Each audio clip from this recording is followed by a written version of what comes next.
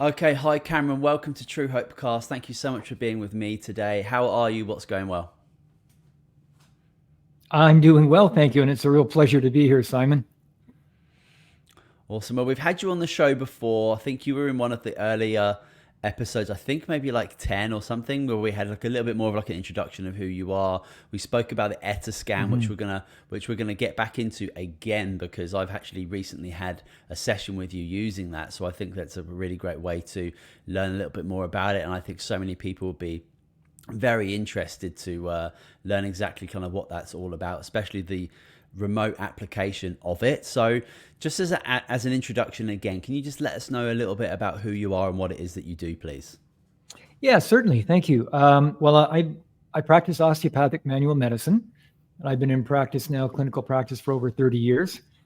And I deeply believe that any form of medicine that is of any worth has to acknowledge the connection between the body, the mind, and the emotions or the energy fields. So I've had the opportunity to bring the physical aspects of treatments of osteopathy into my practice. And I've also been able to, over the years, learn other modalities that have allowed me to access into the emotional fields. And these modalities are often called or referred to as vibrational medicine. So the combination of the two of those different fields allows me, I believe, to really honor that belief I have that my approach does look at the body, the mind, and the emotional fields or the energetic fields. So that's what I do most days. Awesome. But that's a very different way of looking at the body, looking at an individual, looking at a set of symptoms than a conventional model. We're hearing more about, looking at the energies of an individual, looking at the spiritual aspects of things as well, looking at the person as a whole body in a holistic way, rather than just like, okay, what are your like three, four, five symptoms? You have a 15-minute doctor's appointment and then an attempt to fix all of that in a very short Mhm. period of time. What does the conventional? What do you think the conventional viewpoint is to the work that you do? That's a bit of a loaded question. Well, up until very recently, the idea of recording the vibration of a cell or even a body system was unheard of. So it's only been in the last maybe decade that that's become not only acceptable but doable. So, Western medicine, conventional medicine is based on empirical evidence gained in studies and trials. So it may be a case of what you don't want to see, you won't find. And so, how Western medicine views what I do, I deal with some doctors who are open minded, absolutely. But generally, I think that because the modern medicine really is dictated by and really controlled by big pharma, that it's not able to work outside of its very confining scope of practice. Yeah, and that's a big thing for a lot of people. It's a hard thing for a lot of people to kind of wrap their head around, that medicine and doctors isn't fully there to help people get healthier. I think that if you've had some experience with that, or you've watched some of the amazing documentaries that are available about kind of like the more insidious side of medicine and big pharma, and how even for like Yeah. well over 100 years there has been big pharma money pumped into medicine, pumped into the universities. And if that happens over a long period of time, if you really like kind of go down the wormhole, you can really see like who's dictating where modern conventional medicine goes. And that's I think opened the door for more unconventional. I hate the word unconventional, because what you're doing, what you're working with, energy, working with the body in a holistic manner, is the real traditional conventional medicine. It's just kind of been overrun, it's been overtaken. Mhm. So I don't really like using the word unconventional, but I Well, guess now it. the old has become the new. Mm, The Tibetans were dealing with vibrational medicine back forth 5, 6,000 years ago. The Egyptians were. So, all these ancient cultures all talked about the power of the word, the power of music, the power of tonality, et cetera, et cetera. And now we have it here and we're trying to grapple with it in the West, but various other cultures have been using it for thousands of years quite successfully.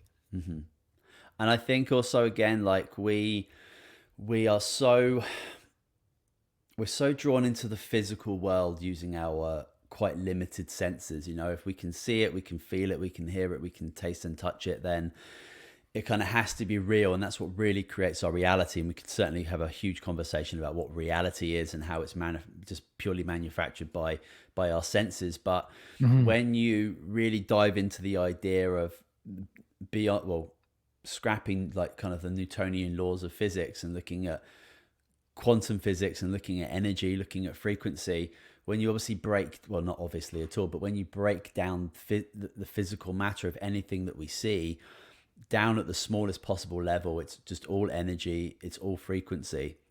And I'd love it if you could touch on that a little bit about how maybe as a culture as a whole, we miss that very vital piece. And you said like we've had traditional medicines for thousands and thousands of years that understood that we are energy, we are frequency, we have all these things around us, and we have the ability within our body to work with the frequencies, work with the energies, and get ourselves into balance using them.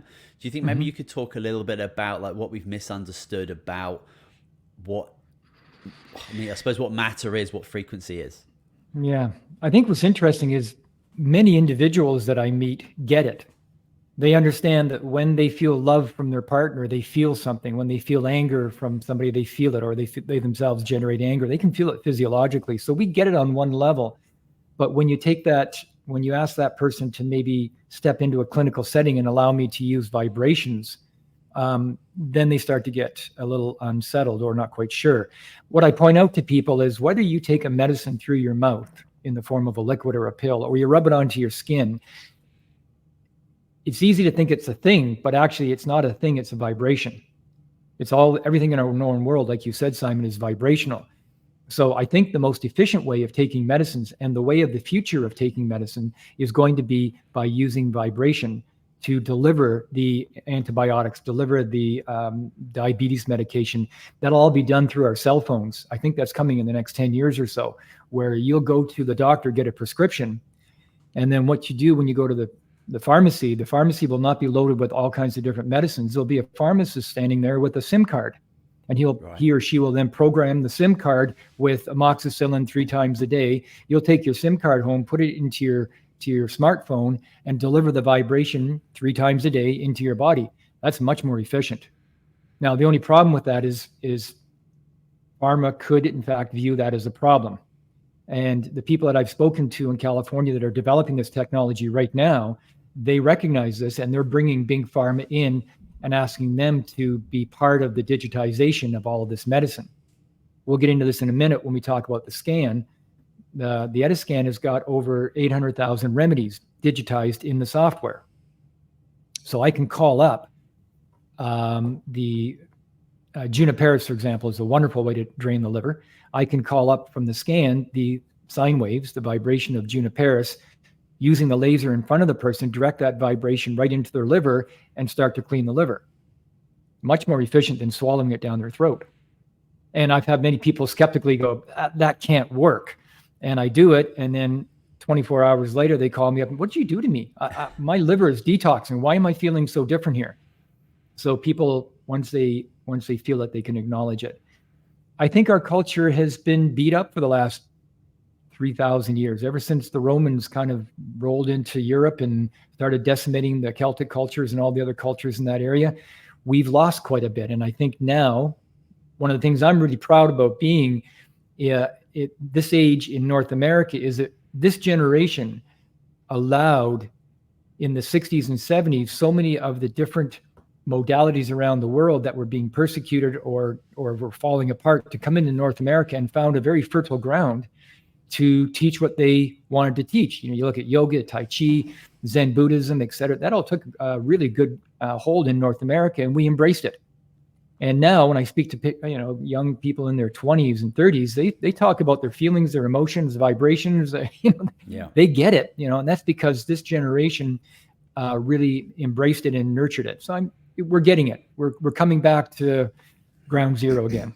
Yeah, there are some amazing books, amazing podcasts, amazing speakers that have been talking about this for a long time. And it's been a long time coming, and with the accessibility of something like podcasts right now, it's a wonderful way to consume information, get new ideas, and share them. And yeah, it's really a wonderful, it's a wonderful scene where these things are slowly coming back to our culture. I often talk about on the show actually that we've kind of lost this maybe sixth sense of being able to connect with our energetic field internally and also externally. Like we've actually like lost that kind of like radar, and especially with all the external distractions around us. And these are things that are very much there. Just because we can't see a ray of light, or we can't see the energies coming off a wireless router or something or another, or a screen, it doesn't mean it's not there, and doesn't mean it's not affecting us. And we obviously have this electromagnetic body that is constantly engaging with all of these electronics around us. I've got 3 lights at me right now. I've got 2 screens. So they're clearly having an effect on my body, and they're engaging with it. And if you're somebody who's obviously sick and stressed out, those things might affect you significantly more than somebody who maybe like takes care of themselves a little bit better. Right. But right. I find a lot of people really find it difficult to wrap their head around the idea that their liver cells, their skin cells have a very particular frequency or vibration that can actually be pinpointed with a machine and targeted with a medicine or a homeopathic remedy. Like, it's very difficult for people to wrap their heads around that, but it's just the facts, right? Well, they do that now. They look at different scans we have that can scan the brain.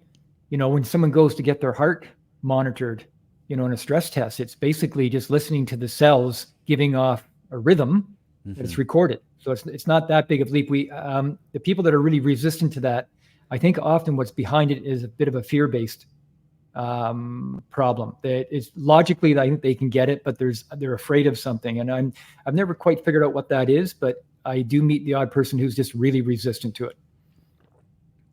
Yeah, I feel like a lot of people don't really want to take the responsibility for the things that they maybe think, feel, and do. Yeah. And if there's nothing they can actually pinpoint it on, then they're not to blame. But again, that's another whole podcast episode that we could jump that into. Is, yeah. I want to talk a little bit. We're going to come back to the ETA scan because it's fascinating. I had a recent experience with you with it, but I want to talk about habits, and I want to talk about like the discussion we're going to have really today is going to be about how to be forming better habits that can actually cause lasting change. We're recording this right now, January 11th. Massive month, massive time of the year where people, have intentions to go to the gym more, live healthier. Stop. The amount of people who I know are doing dry January is insane right now. I've been hearing this. Yeah. I'm telling you, why don't you just take 3 or 4 days off a month from drinking, and that would be the equivalent of 30, 40 days. But there you go. People prefer to binge it for 11 months, but that's up to them. That's okay. So let's talk a little bit about habit change, and how is it that we begin to form unhealthy habits when it comes to food, nutrition, exercise, etc. Okay.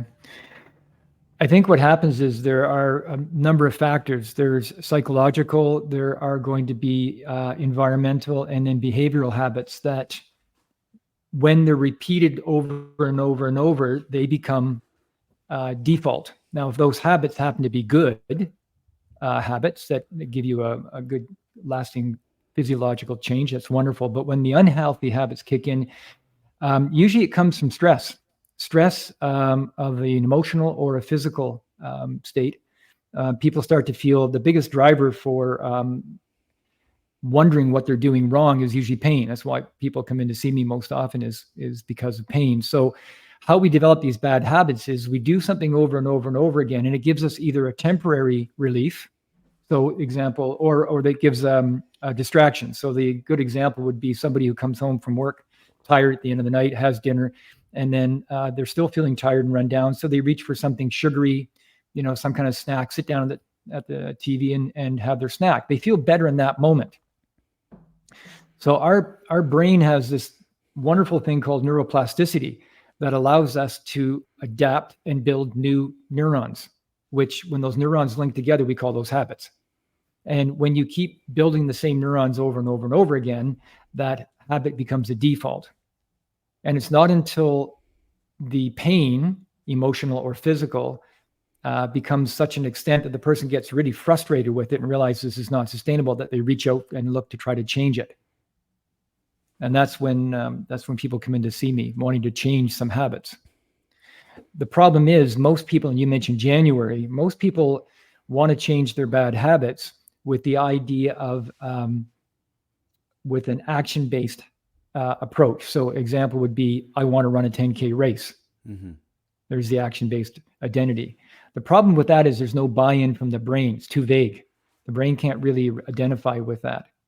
So looking at it another way would be an identity-based approach. So an example here would be, I, Cameron, so I would say, Cameron, I am somebody who is training for a 10K race. Now it becomes an identity. Now the brain can go, oh, that's me. Okay, we're doing this. And then the other factor here that's really important is the why. Why are you trying to change from one habit to another habit? See, the brain's always running on energy, and it will not spend energy changing something unless it knows there's a reward, a benefit. So again, back to the example, I would say, Cameron, I am somebody who is training for a 10K race because, now let's fill in some gaps here. Let's say that I'm trying to get a promotion at work. And I know that I'm feeling kind of sluggish every morning when I wake up. I know I'm kind of headachy. I notice my performance at work isn't as good. I got a bit of brain fog. And maybe let's throw in the fact that my libido is falling apart and my marriage is suffering. Now it becomes, Cameron, I am somebody who's training for a 10K race because I really want that promotion. And if the reward of that promotion and all the benefits of doing this 10K race is greater than sitting down at night after dinner and having ice cream, then my brain really buys in. Mm-hmm. And what'll happen is next time I sit down at the end of the night, let's say 2 nights from now, I make this pledge, and then 2 nights from now, I go and I sit down at the couch and I start to eat my ice cream. My brain's going to go, wait a minute, whoa, what are you doing here? This isn't congruent with what we agreed. You really benefit and you really want that promotion. It's important to you. This isn't going to get you there. Oh, okay, maybe I better stop then. There's how that. So you don't get rid of an old habit. Create a better one that has more reward for you. And you still might every once in a while sit down and have a bowl of ice cream at the end of the night, sort of thing, once in a while, but it won't be the habit. It won't be the default. No. So that's what I ask people to do in my practice, is try to find the why. What's the value in changing the habit? Yeah, that's super important. I've got my own personal example. Basically, before I was 30 and I started learning about nutrition and the ability of the brain to change habits and make better ones. I love the fact that you're not trying to eliminate old habits, you're just trying to create better ones. I love that. That's such a completely different term of phrase that is a lot more powerful. I would create very short-term goals for myself. Yeah, whether it's like I wanted to look a particular way for the summer, I wanted to feel a certain way for the summer. Then I had kids, and now my motivation is like, I want to be a healthy 80-year-old playing with my kids, and that's going to be like 40 years in the future. I'm 40 now. I'm thinking what I'm doing for my body now, whether it's consuming food or not consuming certain foods, or moving my body, trying to get to bed early, meditating, doing all these things that are going to benefit me in the long term. I'm doing them for 80-year-old Simon, and that is like a deep psychological thing that's in my brain, creating new habits all of the time. And it's not my body in a very short period of time like this change. And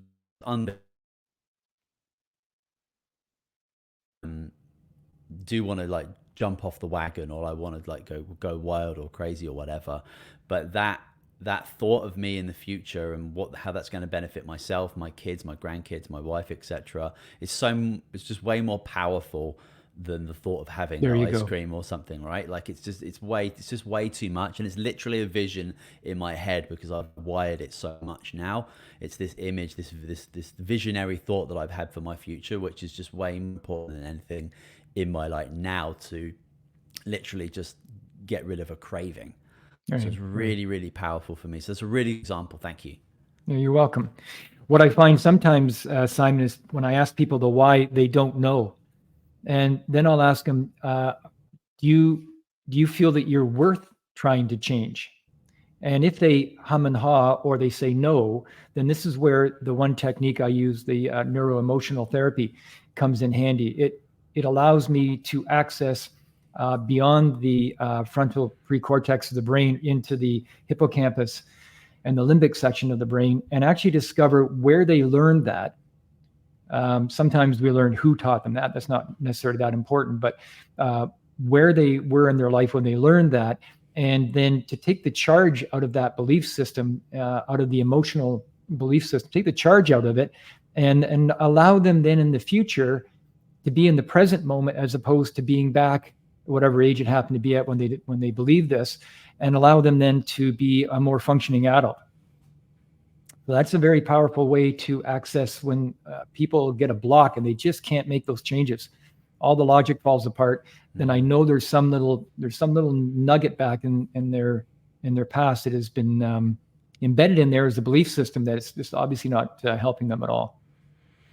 Yeah, just to what we were talking about at the beginning of the show, talking about our disconnect from our, let's say, our ancient, energetic, traditional roots that we've certainly lost as a culture. Many of us have, for sure. I think that we're now just so good at becoming unconscious. Like there's certainly things that are important to become like unconscious. Like, it's great that I can go for a walk and I don't have to think about my gait. I don't have to think about my feet. I don't have to think about the floor. That's an unconscious thing happening in my brain, which is actually quite amazing when you think about it. It is. The fact that I'm breathing, so many things. I can brush my teeth kind of unconsciously as well. My body's learned to do it so much better than my brain that I don't have to actually be conscious and aware. I think that with the influx of, let's just say, external entertainment and distractions, we've become so good at becoming unconscious that we have a very tough time with the present moment. We have a very tough time with becoming aware in the moment, and that's where we have a big barricade when it comes to making, I think, solidified long-term changes. It kind of goes against our, like, let's say, new evolutionary biology when it comes to the fact that we are culturally unconscious, and it's very difficult for us to if we can't stay present in the present moment and we're kind of being dictated by our past, how can we possibly envision a new future where we are not in when we're not in pain and we are feeling great and we consume 12 glasses of water rather than one? Like, that's a brand new me in the future. If we can't even come in the present moment, we're stuck down here in the past for a lot of us in these unconscious habits, and we're just kind of like walking around day to day, not in the present moment. And it's a tricky space. What do you think about that? Well, that's why in 3 out of the 5 workshops I've got online now, what the person is asked to do almost at the beginning of each one of the 3 is get up in the morning and go out and view the rising sun for 2 to 15 minutes. And at the end of the day, ideally, go for a walk facing towards the west and take in the western. Now, there's benefits of that are in the workshop. I go into more detail, but the simple part of it is just getting up and being present and out walking in a way that you're not being distracted by TV, cell phone, whatever. And the reports I'm getting back from people is they're often doing it with a friend or a loved one or their kids or their dog, and they're thinking, that seems great. I'm actually outside and enjoying it. And that's one small way of stepping back into a more conscious based living. Now, I've had the real pleasure. I trained with a Shingon Buddhist samurai for 20 years, and he was very clear that the only way that a person can become fully integrated and conscious is to be, in fact, present in the moment. And so through his teachings, that whole system is very much about pushing back and pushing away, moving away from all of the modern day, like you say, electromagnetic fields. You can get up. I get up every morning. I do something called Qigong, which is a derivative of Tai Chi in a way. And basically, it's about building your energy fields every day and strengthening them so that when you go out into the world, all the other energy fields that are around there, and there's, we're all inside one big energy field, isn't negatively impacting on me. I've had a lot of people come into my office completely undone about this vaccine, for the COVID vaccine, and particularly the ones who have not gotten it. And I've said to them, every single person now that I have scanned with my 5D scan, I pick up the vaccine in. Everybody's got it, even if you have not been vaccinated. It's there, and it's because what happened with that vaccine is they did not inject a thing. They did not put a thing into us. They put information. That vaccine was information-based, so vibrations again. And now so many people, I think the last estimates are 87% of the world's population now have the vaccine. It's now in the morphogenetic field of the planet. Everything that's living here, and even minerals, are part of that energetic field. And now that vaccine is part of this field. So for the people that are really unsettled about it, it's like, don't get so unsettled that you lose your balance, that you lose your calm, that you lose your peace of mind, because then these people often believe that there is a big conspiracy going on. There may be. I'm not going to discredit that. Then I often say to these people, if you're getting completely undone here about it, whoever they are, they just won with you.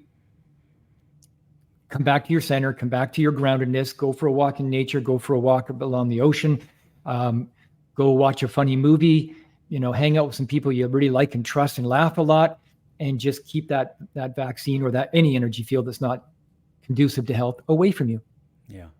Yeah, I think that, so I've done the courses, and we're going to talk more about them in a minute. I've been through them all, and they're really, really fantastic. And I really love the early morning walks. It's a lot easier to do that in the summertime. It was minus 16 this morning when I woke up here in Kamloops, but it's a lot easier to do that in the summertime. And it's a really, really great practice.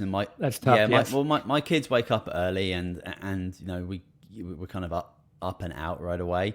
But it's a really, really good practice to do, and I wish I'd done that a lot more in my pre kids, gotten up and gotten some access to the sunlight, and such a powerful way to wake up in the morning. And there's so much in regards to the connection of like vitamin D deficiency, especially in the winter times. Not only do we wrap up and clothe our bodies a lot more, but we stay inside a lot more. We've got this aversion to the cold, which Wim Hof and other people are trying to retract, to saying, look, the cold has got a lot of things that it can teach us.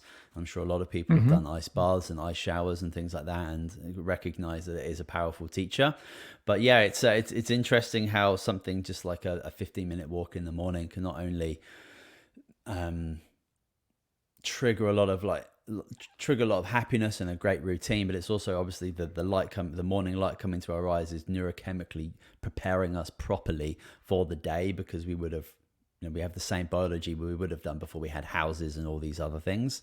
So it's a really great way, really, really great particular habit that I benefit a lot from learning about the morning light and the evening sundown light as well. So let's talk about these courses that you have available. Your website, coastalintegratedhealth.ca, there's a link there that can take you to all the courses. I'll make sure that's in the show notes so people can get hold of that. But why don't you tell us a little bit about these courses? What are they specific to, and who do you think could benefit from them? Who are they for? Okay. Let me just start off by saying what started me wanting to do these courses, because it turned out to be a lot of work.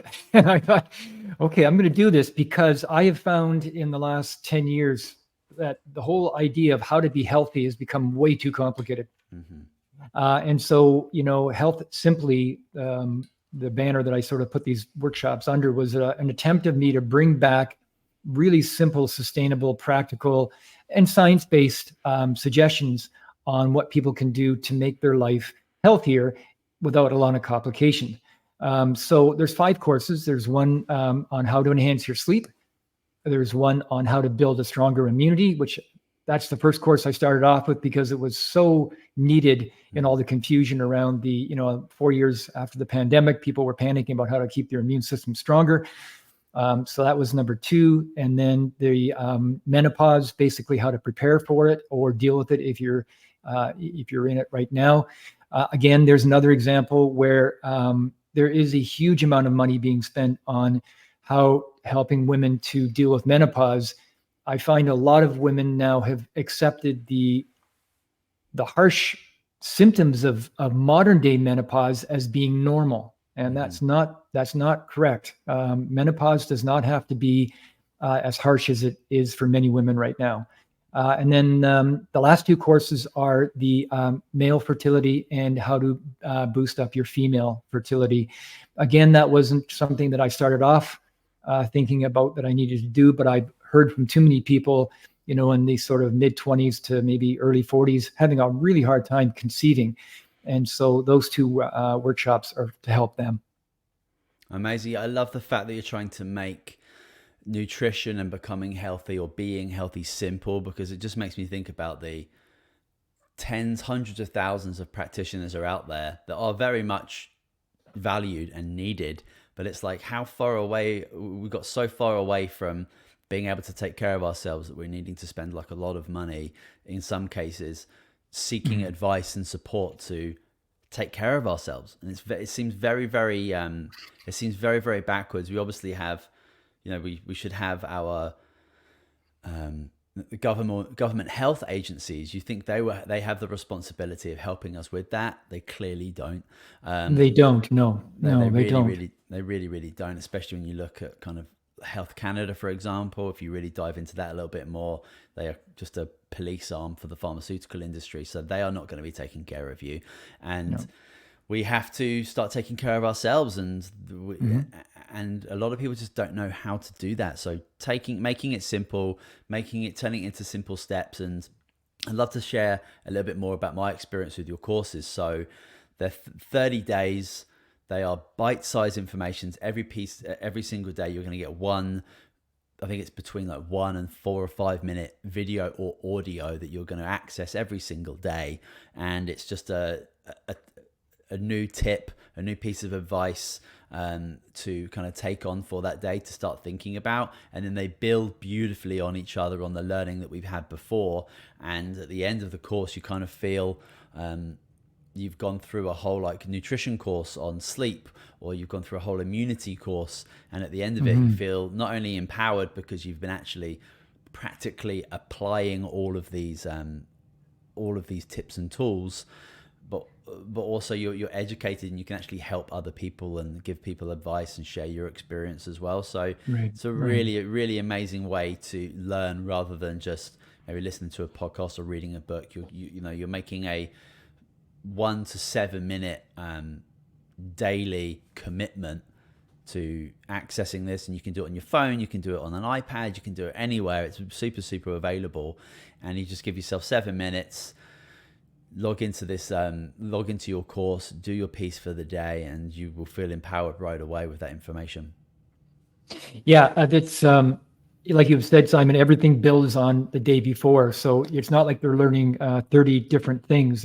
I kind of limited each course to about 5 or 6 really powerful tools that build, like you say, each day. One of the things that I really believe in as a practitioner, and I tell this to almost everybody that comes in my office the first time, my job is to put myself out of a job working with you.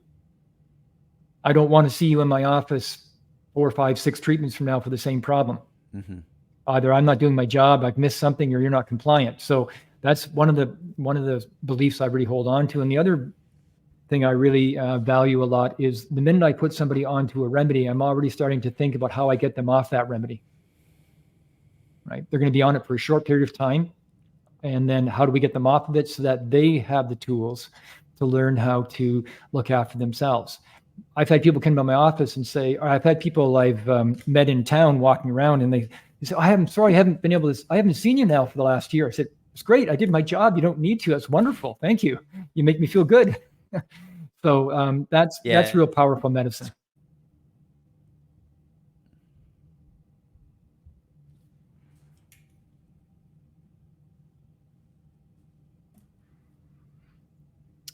Good. Yeah, awesome. Yeah, I also really liked what you talked when you spoke about supplements, especially around sleep. You were making the disclaimer that you don't often recommend sleep supplements because you're wanting to put the body in a position to put you to sleep and wake you up naturally, rather than relying daily on a product, whether that's melatonin or whether it's like a herbal supplement. All of these things have their place for sure, but we ideally want to be putting your body where it's actually producing these neurochemicals on its own, so it can actually get you to sleep and wake you Exactly. up properly in the long term. I think that's a really great way to think about it. And there was one section, especially around sleep, that I really liked, was about coffee. And I think a lot of people are going to they're either going to love you or they're going to hate you after whatever day that is. Yes. But that's just it. We all have a very strong relationship with coffee and caffeine. Yeah. And I've been on and off coffee for about 6-7 months. I listened to an audio book by Michael Pollan. I think it's just called Caffeine, but it's a really good. It's only like an hour long. It's super quick, but it basically it threw me off coffee straight away. And I a couple of years ago I bought like $1,000 coffee machine. I spent even more on a grinder, so I actually was financially invested in caffeine that much that I could have you could buy nice strollers and car seats for all of that. But anyway. Spoken like a true father. Spoken like a true father. Yeah, exactly. So I went off coffee straight away. Like, I didn't have a detox or anything like that. I just stopped drinking coffee, and I was only having like an Americano once a day, well away from breakfast, well away from waking up. So I feel like if I was drinking coffee, it was at a decent time. But I stopped for 3 months, and then I had a coffee and then a double espresso on a Saturday morning, and I honestly had the best day of my life. I think I had the reaction to coffee that people think they're going to get every day, but they don't. Trust me. If you want to feel what coffee really does to your body and how powerful it is, don't drink it for 3 months and then have a double espresso, and you'll be.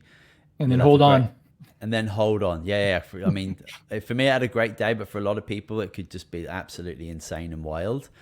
And you talk about coffee in regards to, you don't say people should stop it. You don't jump in like that. You talk a lot different than a lot of other people who say either coffee's amazing and you should drink it, or coffee, is not good for you. So why don't you explain to us a little bit about what you kind of talk about coffee in your sleep workshop? Because I found it very, very interesting. I think other people will as well. Sure. Just so your audience knows, I've been off coffee now for 40 years. Back in my 20s, I just realized I just don't do well on it. It turns out when they did the human genome, they discovered that about 18% of the people out of the Celtic genetic pools have 2 genes that make them completely intolerant to the essential oils in coffee. So for me, it doesn't matter whether I drink decaf or caffeinated. It's the essential oils, and it just doesn't feel great, so I just don't drink it. However, coffee it's like any tool. You can use it properly or you can overuse it. And what I mentioned in the sleep workshop, I think what you're referring to, Simon, is going back to that early morning sunrise. When we get out in the first thing in the morning, the sun is hitting the atmosphere at a certain angle, a low angle. They call it low solar angle. And what that does is it releases a huge amount of photons into the atmosphere. And we have receptors in our eyes that have absolutely nothing to do with vision. They have everything to do with picking up these photons and transporting them back to the hypothalamus. Now, for those of your listeners that don't know what the hypothalamus is, it's a little tiny gland that sits in the center of the brain, and it essentially directly or indirectly controls everything going on in our body. It is the timekeeper of the circadian rhythm. And what happens when these photons hit the hypothalamus, there's a little release of cortisol and adrenaline, just enough to get the body going. And what it also does is it releases another hormone that about 14 hours later triggers the release of melatonin from the pineal gland. As everybody knows, melatonin is one of those neurochemicals that you have to fall asleep. Now, if you get up in the morning and you have coffee right away, you're overriding that whole system, and you're not coming in with a little pulse of adrenaline from the hypothalamus. You're coming in with essentially a tsunami full of adrenaline slamming into your body, essentially your adrenal glands, and you're overstimulating every aspect of your body neurologically. Modern humans are burning themselves out with coffee. Again, so if you were to have your coffee, have breakfast, do some movement, get up, get your brain going, and then have coffee later on in the morning, 3 hours after being up, there's nothing wrong with that at all. Now, one thing your listeners should be really aware of, and this comes out of Ayurvedic medicine and also traditional Chinese medicine, and something that I've been suggesting now for a long time, is you do not want to mix your coffee with any kind of dairy product. None. You put dairy, and I don't care if it's goat, sheep, or cow, you put that into coffee, it produces a toxic sludge that just tears up the intestinal wall right from the esophagus right down to the rectum. If somebody says to me, I have to drink my coffee with cream, then I say to them that I am not your practitioner to work with, because I know I cannot make a difference. And it is amoral of me to keep working with somebody when I know I can't help them. That's just really wrong. That makes sense. Yeah, so I just tell them, then I can't work with you then. And I've never had anybody actually ever do that. They always come back begrudgingly. All right, I'm drinking my coffee black. Or what you can do on, there's a big thing now on the West Coast called bulletproof coffee, which mimics the Indian chai tea. So what you can do with bulletproof coffee is you can take your coffee, put in some coconut butter, put in some ghee, which, remember, ghee is not butter.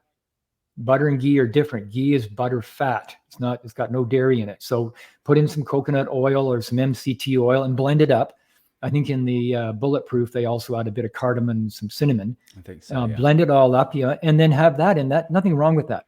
Nothing wrong with that at all. But coffee and dairy is really destructive. And so if you have, I say to people, if you have to have more than 1 cup of coffee a day to get through your day, then your habits are not sustainable, and you're going to lose. At some point, your physiology is going to break down. Yeah, I've always thought that if you're using coffee on like a daily basis, and especially having 2+ cups a day, you're not using coffee for which it was initially, I don't want to say invented, but initially traditionally used. Yes. Yeah, and I've had a lot of people come back to me, well, we hear about the antioxidants in coffee and it's super healthy for us. We should all be consuming it. And that's very interesting, because there are certainly articles out there and they come out in the news every so often. But what's very interesting about the research behind the health benefits of coffee is that they don't actually have a pure control group to test these things against, right. Because it's almost everyone impossible, yeah. is caffeinated. Right. So it's that's very, very interesting. I learned that in that audiobook by Michael Pollan. Very interesting. And yeah, I think the only thing that you can really do is kind of assess of where you're at with coffee. What's your relationship with it? Yeah, are you using it to get through your day? Because if you are, then yeah, as you say, you're going to lose that, and your body is going to suffer. And I had my Christmas was sponsored by caffeine. And the mornings were super, super difficult for me, and it completely makes sense because I was absolutely flooded with the wrong neurochemicals to wake me up in the morning. When I go off it and I wake up and I've had I've gone to bed at a reasonable hour and I've had a good sleep, depends on which child I sleep with, but I will wake up in the morning and my body just does its thing, and it will energize me. So yeah, it's really interesting, everyone's individual relationship with coffee. I think that the fact that everyone just drinks it, that we all think it's okay. It's like alcohol. Like I don't think coffee is healthy. I don't think alcohol is healthy. And I think the fact that we just have it like flooded and bombarded within our culture, I think coffee is probably behind tea, maybe very closely behind tea is the most consumed beverage on the planet. And because everyone does it, it's okay. So we don't really even consider the fact that maybe our coffee consumption or addiction is bad for us. I jokingly say that, I know the world runs on oil, but it does wake up on coffee. Yeah, there you go. And so the two big things I've heard, and you touched on one just a moment ago, the benefits of coffee is, the antioxidants and the fiber. The antioxidants, as I understand it, antioxidants are extremely heat sensitive. The minute you heat up coffee, you're going to start losing a lot of those benefits of the antioxidants. Same with dark chocolate. The cacao bean has a lot of antioxidants in it. It does until you make chocolate out of it and heat it right up. Then there's very little of the antioxidants left over.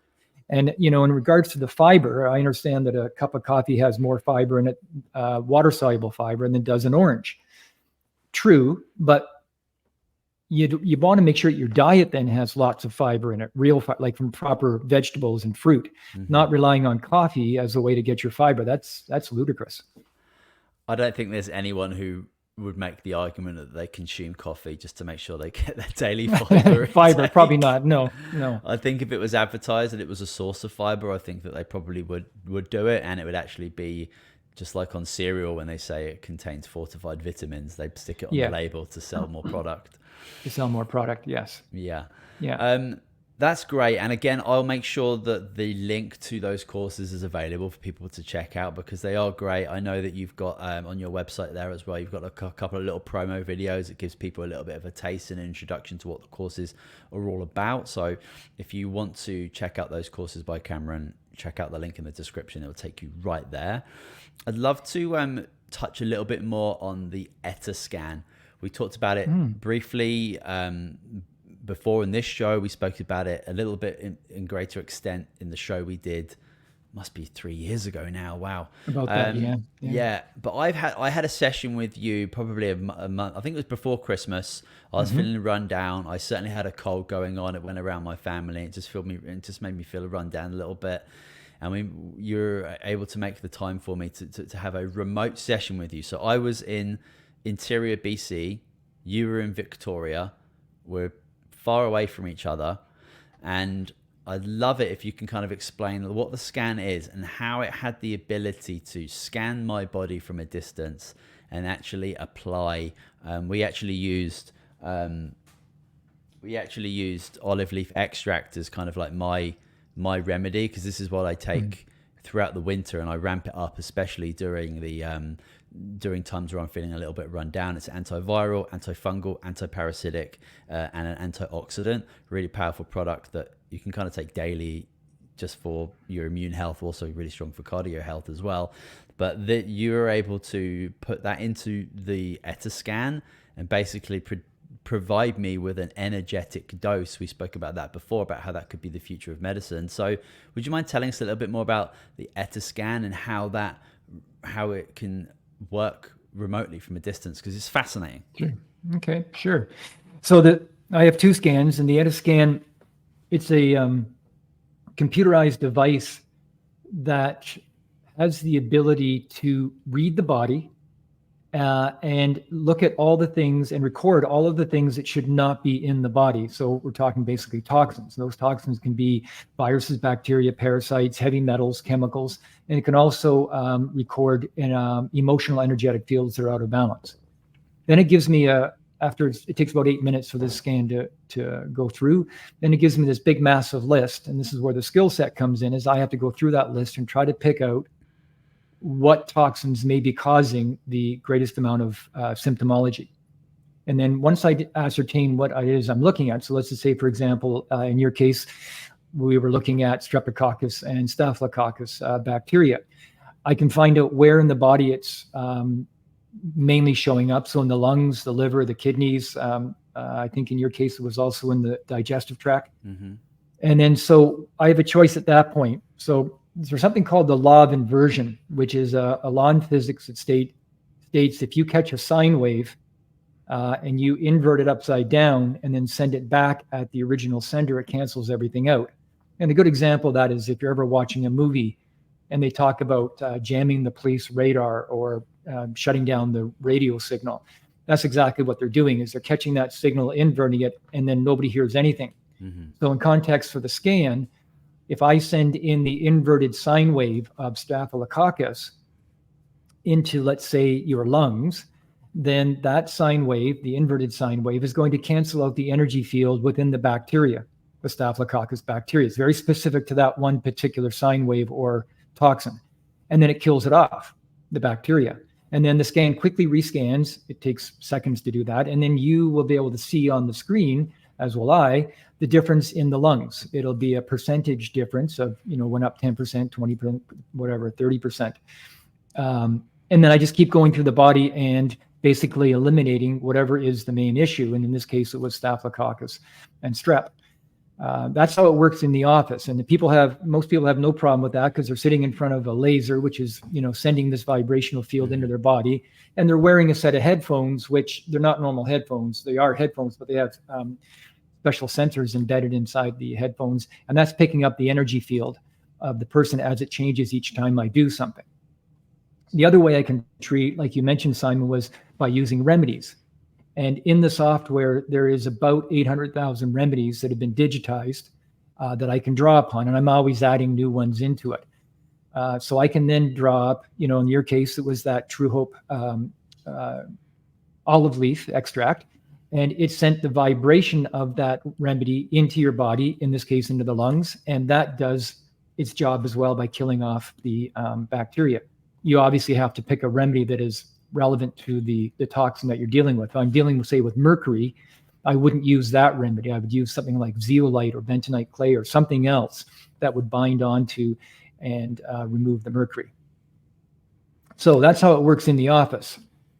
Now where it gets a little bit more interesting is when the remote comes in. And I was thinking about this before the podcast. I guess one of the best ways to think of it is our cell phones. When we speak into our cell phone, we're using vibrations from our voice box. The cell phone is converting that into digital vibrations, then converting it into microwaves, sending it all the way across the world. The cell phone that's receiving it takes those microwaves, converts it back into digital, converts it then into vibrations in the speaker of the cell phone. Our brains hear that vibration, and then they convert those vibrations into words within our brain. We understand that, and we accept that absolutely as a matter of fact. With the scan, what I do to be able to find somebody is on a piece of paper, I write down, and I have to write it very clearly, and I have to print it. I can't write it in cursory. I write down their name, the place of birth, their date of birth, where they're presently located, and I put that on a piece of paper, and I actually put it on the scan. Now, that seems, at first I thought, this cannot work. When I first bought the equipment, I thought, it's got to be kidding. But what I realized over the years of using this now is a couple of things. Is modern society has really stopped recognizing that the printed word has power. It has energy to it. When you think of it, over the last 10,000 years, as soon as humans developed any sort of idea of writing, of printing, we've been putting symbols and words on all of our temples, religious temples, structures of power, to give those temples or structures additional power. We put words on there because words do have power. And when I write down those words on a piece of paper, I am specifically finding Simon Brazier, born on this date, born in this location, and presently in this location. Our energy fields are as distinctive as our thumbprints. And so the scan can find that particular energy field because of the criteria I've given it on that piece of paper. I've done scans I just did a scan about a month ago on a young person I know that from Victoria, but they had gone down to Guatemala, and they were living on a beach in Guatemala surfing, and they picked up something. It turned out to be a parasite, and they did not have an address. So we had to figure out their GPS coordinates, which we got, and I was able to use that then to locate them. So it locates anybody anywhere in the world by that information that I give the scan. Now, after that, how the scan actually does that, I don't know. I don't know how it actually takes that information and finds you. What it kind of tells me is that we are all living inside one big giant fishbowl of energy. There's no distinction between you and I right now. I know you think you're in Kamloops and I think I'm here. And we are, but our energy fields are all mixing together. It's like saying to a school of fish, is one fish different than the other? Well, they are in a way, but they're all one big school. We're all one big school on planet Earth, all exchanging energy all the time. What happens something happens in the Middle East or happens in China, it affects what's happening here in North America and vice versa. So that's how it works remotely. The only time it won't work is if the person is moving. I've had people call me up and say, I forgot about my appointment. I'm in my car right now I'm going on holidays. Can you pick me up as they're driving along the car? And no, I can't do that because they're moving. So it's not possible. Makes sense. Yeah, it's certainly a case of understanding rather than belief. And the examples that you shared were fantastic. I think that really give people a great idea of how the technology works, for sure. So I really appreciate that. We're just going to finish up with a solution-based question. I'd love if you could give a few ideas to our audience that they can kind of put into their lives right away. So What are some of the ways that people can begin retraining themselves to start getting better? First, they have to identify what's not working for them. What is bothering them enough that they want to change. And then they have to figure out, do they want to put the effort into changing? Figure out some way, some reason what you want to do with the change. What's important in the change? Why do you want to change? That's really important. If they don't have a clue as to why they want to change or any value in the change, then they're not going to stay with it. So what do you want to do? In your case, Simon, you wanted to be the best possible father that you could be to your children and age the best possible way. That's pretty powerful. And if they can come up with something that is of value to them, and it doesn't even, oddly enough, it doesn't even have to be, neuroscience is showing it doesn't have to be some big grand scheme. So for example, I really love downhill skiing. That's one of my passions. And so if I wanted to change something in my life that had nothing to do with skiing at all, let's say I'm drinking too much coffee and I got to stop drinking this coffee. Well, why? Well, I really love downhill skiing. That's all the brain has to hear to start creating the neurochemical changes, to start building new neurons, and you pick another habit to go do something with. So you could say, okay, I really want to stop drinking coffee. Every time I want to have a coffee, my second or third or fourth cup of coffee, I'm going to go for a short walk. Okay, you go for your short walk and you say your name, because that wakes the brain up. So I would say, Cameron, I am somebody who's going for a walk. Whenever I want to have a coffee, I'm going for a walk. And the why is because I really love downhill skiing. And my brain's going to go, yep, you really love downhill skiing. I know that. Okay, here's the chemicals. There's that buy-in. And then what happens after a while with that neuroplasticity, your brain starts to recognize when I'm going for a walk, that is more valuable to me than having that second or third cup of coffee. And after a period of time, you will start to create a habit that says, I'm somebody who goes for a walk and nothing about the coffee. So find the why, make it personal, and try to choose something that is more valuable for you than what you're trying to overcome. The other thing too, I guess, Simon, I'd like to mention is, and I've spoken about this quite a few times, if you really want to be healthier, you got to get off the white sugar, dairy, and gluten. You absolutely have to. Again, those are three foods that when people come in, I'm really clear with them. White sugar is not a food. We got to start calling it what it is, and it's an outright poison. Gluten in North America is not digestible, and it's heavily sprayed. Even if it's organic and doesn't have the glyphosates in it, it still is a gluten that we can't digest anymore. It's not our fault. It's how they're raising and hybridizing the wheat, rye, and barley. And unfortunately, spelt and kamut are ancient grains, but they still have gluten in them. So if somebody's been exposing their digestive wall to the conventional glutens for a period of time, probably about 6 months, maybe even longer, they'll have to stay away from all gluten. And then they can go back to a little bit of spelt and kamut if they want, kamut if they want. And then the other one is dairy. I'm sorry, cow dairy in North America is garbage. We just don't digest it anymore.